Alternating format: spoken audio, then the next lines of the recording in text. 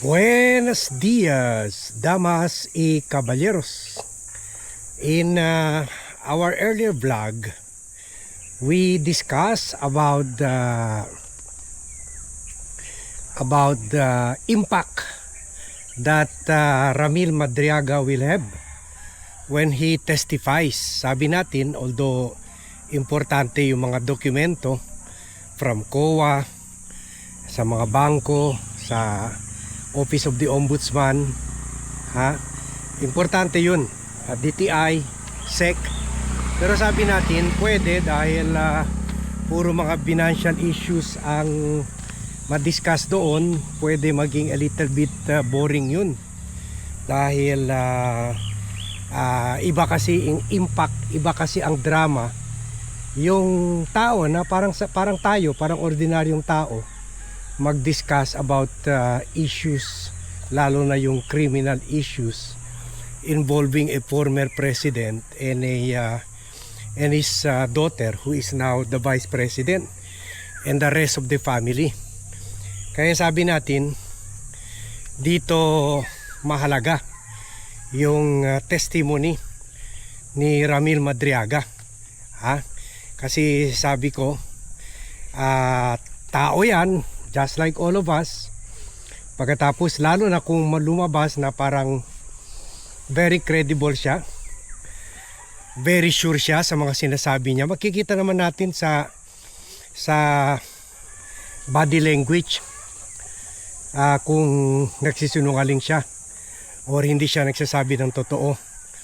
Nervous siya, contradictory yung mga sinasabi niya, pautal-utal siya, ganoon. Pero si Madriaga, straight siya eh. Very credible, na parang alam talaga niya yung anong sinasabi niya. Kung sinasabi niya inutusan siya ni Duterte, inutusan siya ni Sara, tapos nagpakita pa siya ng mga pictures. So he comes across as very credible. So sa tao, sa ordinaryong tao kagaya natin na kwan siya, nagsasabi siya ng totoo, at yun ang biggest impact ng testimony ni Ramil Madriaga. So in fact, kahit ako nabigla ako sa itsura niya, kasi parang sa pictures niya before, very haggard siya eh. Nakakalbo na, haggard.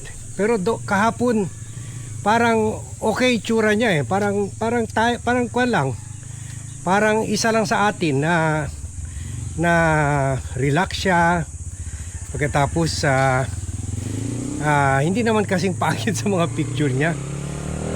So the whole impact sa akin, the whole impact, as I may tendency ako maniwala sa kanya kaysa kay Sara Duterte. Kasi si Sara kahit papaano, siyempre half German yan, kahit papaano maganda ganoon, pero kitang kita mo parang mataray rin eh. Kahit nag-i-smile pero alam mo masamang tao. Kaya kinailangan niya na mag-hire ng 10 million na PR experts para ayusin, pabanguhin at masoften, hindi siya mababago yung image niya na nakakatakot. So credibility wise, pasado si Ramil Madriaga. At isang beses lang ata medyo he sounded contradictory. Hindi naman contradictory, yun lang sa first affidavit niya, sinabi niya mga bag lang yung pag-deliver ng 30 to 35 million na pera. And then kahapon duffel bag. So kung may maleta kung may maleta yung 18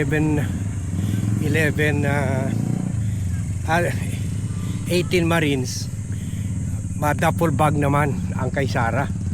So sa akin, between the 18 Marines na hindi naman talaga nagsasalita eh. Hindi, meron ba kayo narinig na nagsalita sa mga 18 Marines? Kukunti lang eh, at saka never sila mapa-interview, never sila lalabas sa media on their own. Parati kasama yung lawyer nila, as if kahapon nga hindi na kino-coach si Marcoleta ng lawyer niya, si Attorney Raymond Palad eh. Hindi na kino-coach, parang kumpiyansa si Attorney Palad na tama naman yung totoo naman yung sinasabi ni Marcoleta.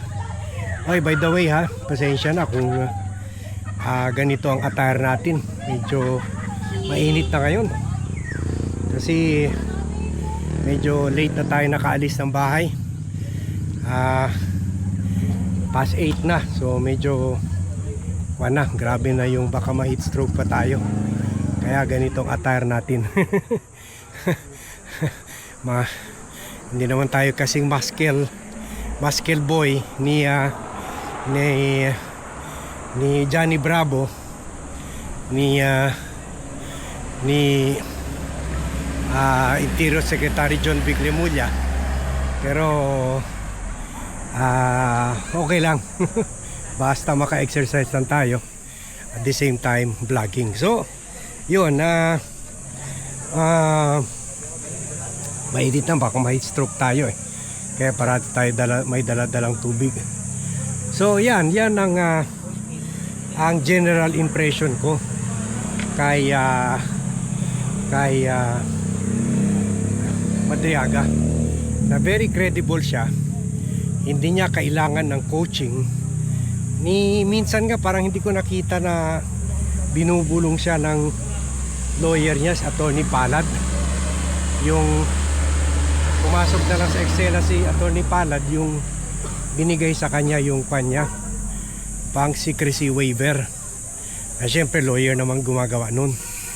Pero kwan siya eh, hindi yung hindi, kung tinatanong siya, hindi yung nasa likod kasi niya si Attorney Palad, hindi yung mag-turn around siya para tanungin anong dapat sagutin niya. Wala eh, sinasagot niya ng dire-diretso, which also is a sign na he's really confident to answer every issue on his own terms, na hindi na kailangan i-coach pa siya, hindi kailangan i-guide siya. Very opposite sa action nitong mga 18 Marines, na ando na sa kanila yung microphone, pero ipapasa pa nila kay Attorney Levy Baligon para sumagot para sa kanila. Parang tuwing nagtatanong sa kanila yung sa interview ni Jessica Soho, hindi nila alam kung paano sagutin yung mga tanong. Pagkatapos sabay pasa yung mic kay Attorney Baligot, at makikita mo talaga sa mukha nila na hindi nila kaya sagutin yung mga tanong ng media. Media pa lang yan. So kwan talaga, napaka questionable ang action. Parang halata na coach lang sila. Parang halata na may tinuruan lang sila kung anong sasabihin. Hindi talaga totoo ang sinasabi nila. So yan ang difference between Madriaga. Si Madriaga parang itsura, parang kapitbahay mo lang na hindi parang walang tinatago. Kumbaga what you see is what you get. So yan ang impression and analysis ko sa kanya. He comes across very credible. Good morning. Morning. More credible than the 18 Marines. Kaya wala na. Ang topic na ngayon ang topic na ngayon, ang issue of the month na ngayon ay yung testimony ni Madriaga at hearing. Wala na, nakalimutan na. Everyone has forgotten about the 18 Marines. Wala na.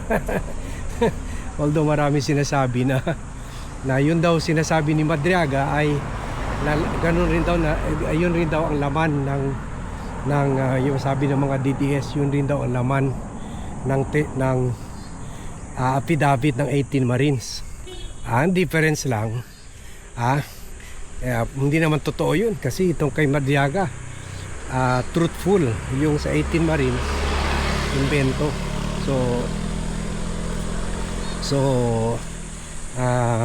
At itong kay Madriaga credible, very credible siya at tunay na he comes across as very honest and trustworthy. So iba yun ha. So wala na, dito na tayo kay Madriaga. Wala na, palpakta naman yung PR Ops ng mga 18 Marines. So hanap na naman sila ng bagong gimmick. Pero for now, wala, durog talaga si Sara dyan sa testimony ni Madriaga. So yun lang ang short vlog natin ukol sa general impression natin ng credibility sa itsura. Kasi di ba kami mga sa PR business, ang motto namin, perception is reality.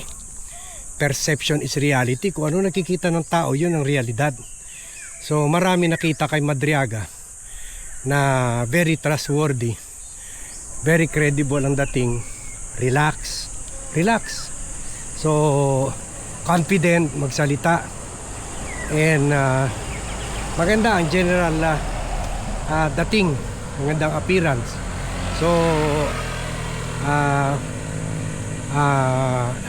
hindi yung parang yung ibang mga witnesses na parang takot, parang tuliro, parang si Sara o parang sila Zuleika Lopez.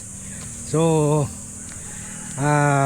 kaya grabe ang damage nun. Sana naman tingnan natin sa mga succeeding surveys gaano ka tindi ang impact sa tao. Pero I would presume, lalo na sa mga undecided, sa mga neutral, durog na. Pati sa mga iilan, marami mga matatalino pa naman sa mga DDS, kahit sila nagdadalawang isip na kung deserving pa ba suportahan mga Duterte. At lalo na as a result of yesterday's or the hearing of the other day.